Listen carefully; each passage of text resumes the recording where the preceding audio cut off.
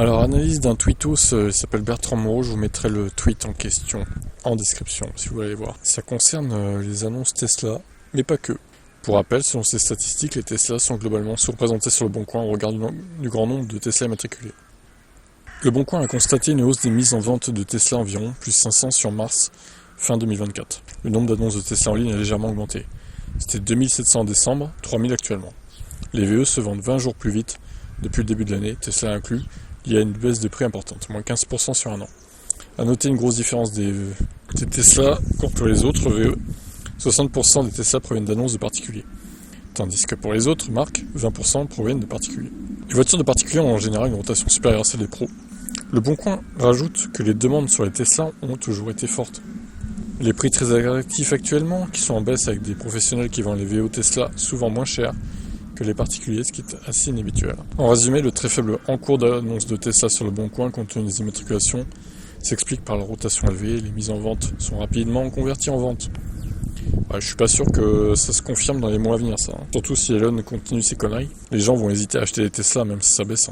Même si c'est d'occasion et qu'elles sont fortement kilométrées et qu'elles craignent, entre guillemets, plus grand chose, vu qu'elles sont déjà datées, mais bon. Les Tesla principalement vendus par des particuliers restent attractives, notamment grâce aux baisses de prix. Et donc, voici le tableau des annonces. Alors apparemment, ce sera la Porsche Taycan qui est le plus représentée sur le Bon Coin avec 13,5% de part de marché, ce qui est assez étonnant. Derrière, tu retrouves, c'est très serré derrière. i2008 et i308, Kia EV6, Nissan Ariya, le Nix 5, sont tous autour de 5,4-5,5%.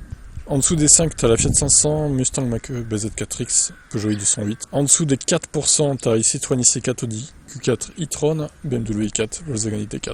En dessous des 3%, tu as ID3, Jeep Avenger, Skoda Enyaq. Tesla Model 3, 2% du coup. En dessous des 2, tu as Mégane E-Tech, MG4, et le Model Y en dessous de 1. Ah oui, alors attendez, parce que c'est pas vraiment...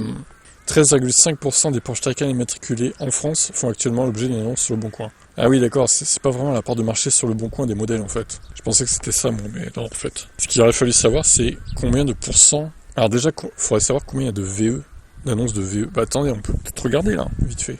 Alors ce que j'ai fait, j'ai été dans la catégorie véhicules, j'ai mis le filtre carburant électrique, et je vois 46 000 annonces.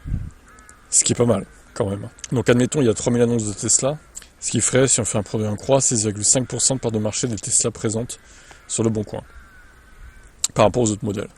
En admettant que, évidemment, dans ces annonces-là, dans cette liste d'annonces, il n'y ait pas des annonces de merde qui viennent polluer, la catégorie véhicule, quoi, électrique.